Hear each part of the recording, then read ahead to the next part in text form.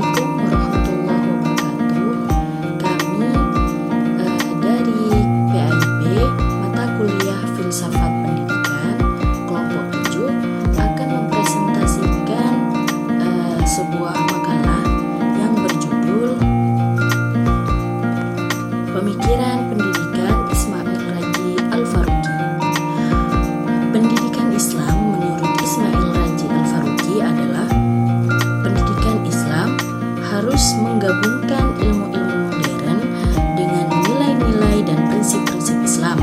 Dengan demikian, ilmu pengetahuan tidak hanya menjadi alat untuk memahami dan menguasai dunia, tetapi juga untuk memperkuat iman dan membangun masyarakat yang adil dan beretika berdasarkan ajaran Islam.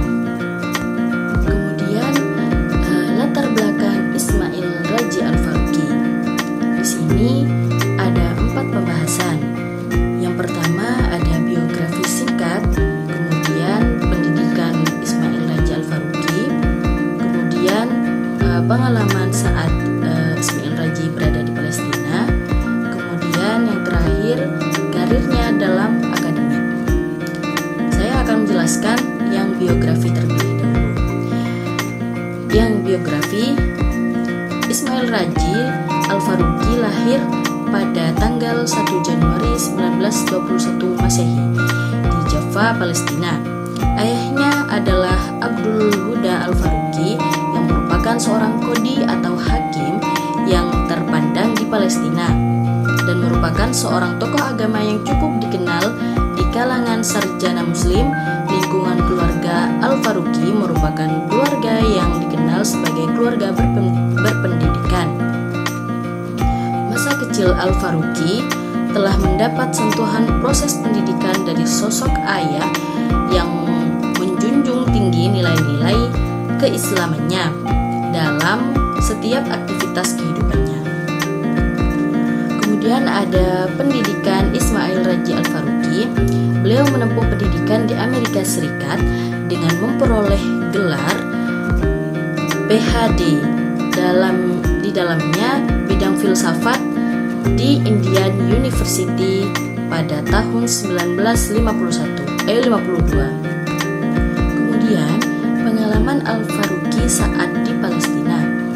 Al-Faruqi menyaksikan ketegangan politik yang meningkat antara penduduk Arab Palestina dan komunitas Yahudi yang semakin berkembang, serta otoritas mandat Inggris. Ketegangan ini berpuncak pada Perang Arab-Israel pada tahun 1948 yang menyebabkan banyak penduduk Palestina termasuk keluarga Al-Faruqi menjadi pengungsi. Karirnya dalam akademik, ia merupakan seorang dosen di berbagai universitas, termasuk Universitas Temple. Ia menulis banyak buku dan artikel, dan ia juga dikenal karena upaya-upaya beliau untuk mempromosikan dialog antar agama dan pemahaman budaya Islam. Mungkin itu saja dari saya. Selanjutnya akan dijelaskan oleh presentator kedua, yakni Saudari Ita Agustina. Silakan.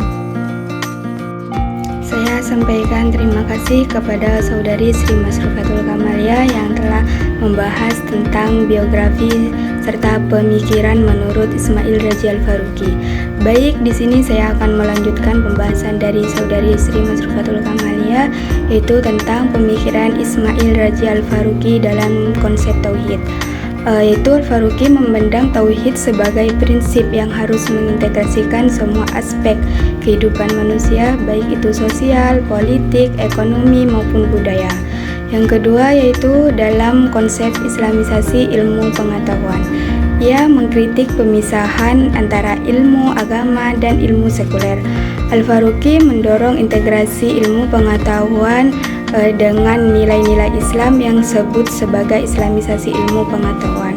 Mungkin itu saja pembahasan dari saya, kurang lebihnya mohon maaf.